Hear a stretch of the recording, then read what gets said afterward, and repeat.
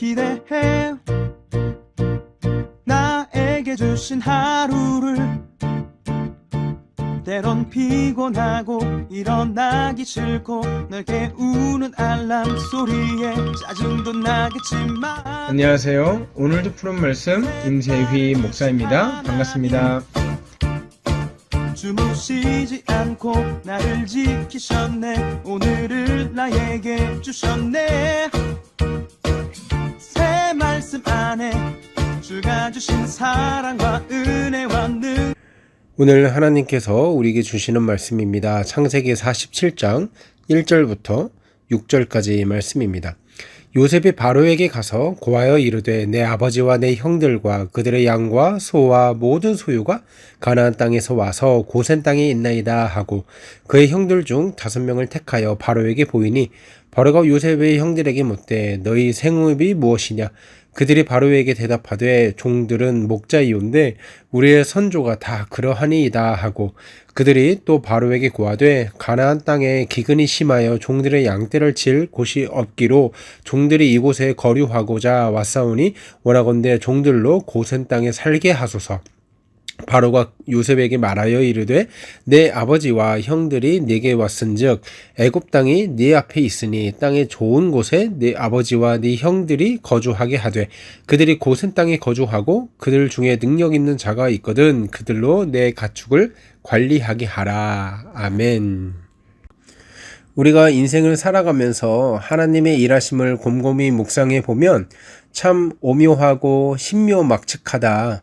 이런 생각을 다 한 번쯤 해보았을 겁니다.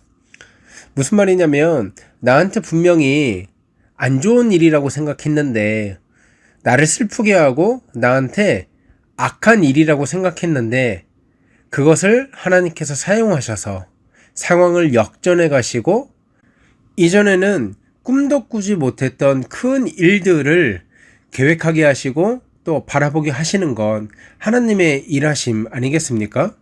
제가 오늘 왜 이런 말로 설교를 시작하냐면 요셉과 요셉의 가족들이요 지금 하나님의 신묘막측한 일하심을 경험하고 있기 때문입니다. 먼저 요셉입니다.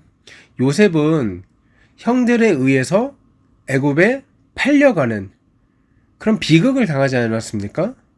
또 팔려갈 뿐이었습니까? 보디발의 아내에게 유혹을 받고 또 그 유혹을 하나님의 말씀으로 물리치되 내가 어찌 내 살아계신 하나님께 득죄하리이까 이렇게 멋진 신앙 고백을 했을 뿐인데 문제가 억울하게 옥살이를 하는 그런 비극적인 상황에 빠지지 않았습니까? 이 시점까지 본다면 하나님 나한테 왜 그러지? 하나님 나한테 뭐가 섭섭하지? 내가 도대체 하나님의 말씀대로 살아가지 못한 것도 아니고 하나님의 말씀대로 죄를 끊어내고 유혹의 앞에서 하나님 말씀으로 대적했을 뿐인데 어떻게 나한테 이런 일이 있지? 라고 생각했을 것입니다. 그런데 시간이 지나고 뒤를 돌아보니 그것 또한 하나님의 섭리였음을 요셉이 깨닫게 되는 것이죠. 바로 깨닫게 되는 순간이 애굽이 총리 대신이 되고 또 가족들을 불러 모아서 애굽의 비옥한 고센 땅에서 살게 되는 것을 보면 하나님의 일하심이 얼마나 신묘막측한지 알 수가 있었을 것입니다. 고난당하고 생각지도 못했던 일들이 펼쳐질 때는 도대체 하나님이 나에게 원하시는 것이 무엇인가 알지 못했을지라도 시간이 지나고 나서 하나님의 일하심을 반추해 보면 내가 겪었던 고통이 그냥 고통으로 끝나는 것이 아니라 하나님의 큰 일을 준비하고 또 예배하게 하는 하나의 좋은 도구였구나 라는 것을 깨닫게 되었다는 것이지요. 어디 그뿐입니까? 오늘 본문에는 요셉뿐만 아니라 형들도 그 혜택을 받는 것을 살펴볼 수 있습니다. 3절에 보니까 바로가 요셉의 형들에게 이렇게 물어봅니다. 너희 생업이 무엇이냐? 너희 직업이 무엇이냐? 라고 물어보는 거죠.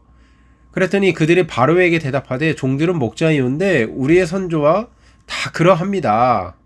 그러니까 우리 대대로 목축업을 하고 있습니다. 그래서 4절에 또 바로에게 이렇게 요구를 합니다. 가나안 땅에 기근이 심합니다. 먹을 것도 없고요. 또 저희뿐만 아니라 저희는 양떼를 쳐야 되는데 양들이 먹을 것도 없습니다. 그래서 저희가 간곡히 바랐고 부탁하기는 이 고센 땅에서 좀 살았으면 좋겠습니다. 이 얘기를 하는 거예요. 그런데 바로의 반응을 보십시오. 6절에 애굽 땅이 네 앞에 있으니 땅의 좋은 곳에다가 네 아버지와 네 형들이 거주하게 하되, 이렇게 말하고 있어요. 그러니까 무슨 말이냐면 이 고센 땅은요, 이집트에서 굉장히 비옥한 땅이거든요. 이 나일강의 삼각주가 풍성하게 펼쳐지고 있는 곳이라 물이 들어오고 나가는 것을 반복하면서 이 토질이 굉장히 비옥하단 말이에요. 물도 풍성하고요. 이 땅에서 살게 허락했다는 거예요. 여러분, 형들의 입장에서 이 애굽까지 오게 된 이유가 무엇입니까? 가나안에 기근이 들어서 먹을 것이 없어서 먹을 것을 구하러 애굽까지 온 거 아니겠습니까?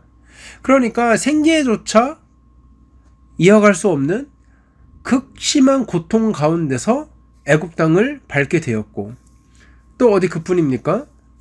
자신들이 팔았던 요셉이 애굽의 총리가 되었다는 사실을 알고 나서 이제 우리는 죽게 되었구나 라는 얼마나 극심한 이 두려움이 있었겠습니까? 그런데 그것이 역전되어서 오히려 그 비옥하고 그 풍요로운 고센 땅에서 살아가게 됩니다. 여러분, 6절 하반절 보면 이렇게 말씀하고 있습니다. 고센 땅에 거주하고 그들 중에 능력 있는 자가 있거든 그들로 내 가축을 관리하게 하라.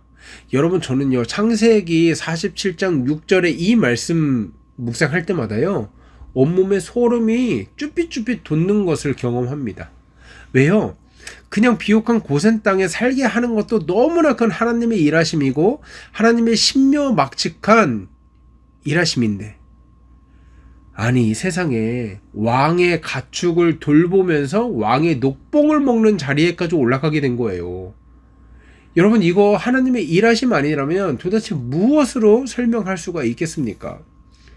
가나안 땅에서 내일 죽어도 전혀 이상하지 않을 만큼 기근과 가난이 극심했던 이 이스라엘 백성들, 이 요셉의 형제들이요, 오늘 세계 최강의 부강력을 자랑하던 이 애굽, 그 중에서도 가장 비옥한 이 고센 땅, 이곳에 살면서 왕의 가축을 관리하고 왕의 가축을 먹이면서 왕으로부터 직접 녹봉을 받게 되었다.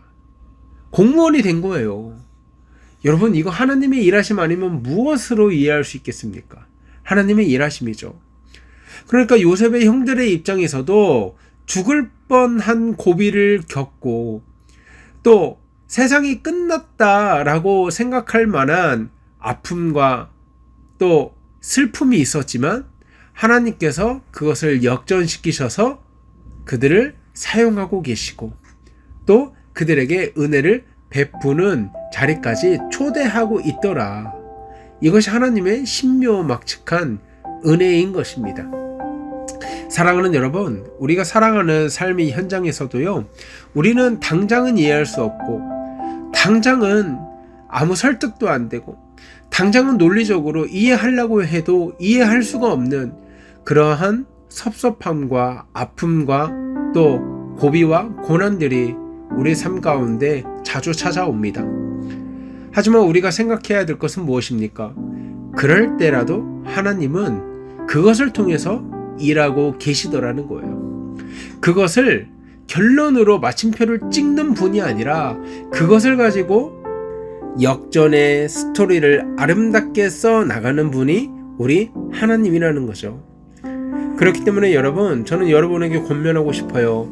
여러분 가운데 삶이 너무 지치고 또 삶이 너무 안 풀리고 이제는 끝났다 생각하는 그 순간일지라도요, 하나님께서 그 순간을, 그 사건을 통해서 그 고난과 그 고통을 통해서 하나님의 일하심을 여전히 쓰고 있다는 사실, 또 하나님이 그것을 통해서 하나님의 역전 스토리를 써 나가신다는 사실, 또 그것을 통해서 하나님의 구원 계획, 하나님의 나라의 사역을 아름답게 써 내려가고 있다는 사실 여러분 잊지 않으셨으면 좋겠습니다. 우리 이 시간 기도할 때 그렇게 기도했으면 좋겠습니다. 하나님, 오늘 하루 만나게 되는, 또 마주하게 되는 삶의 순간순간마다, 또 고비마다, 또 어려움마다 하나님의 일하심을 생각하며 이 상황을 역전시켜서 하나님의 구원 사역에 아름답게 써주실 하나님을 기대하오니 하나님, 나를 다듬어 주시옵소서. 이 상황을 이용하여 나를 하나님 나라의 일꾼으로 사용하여 주시옵소서. 이렇게 기도하고요, 오늘 하루 힘차게 살아가는 저와 여러분 되기를 주의 이름으로 소원합니다. 함께 기도하겠습니다.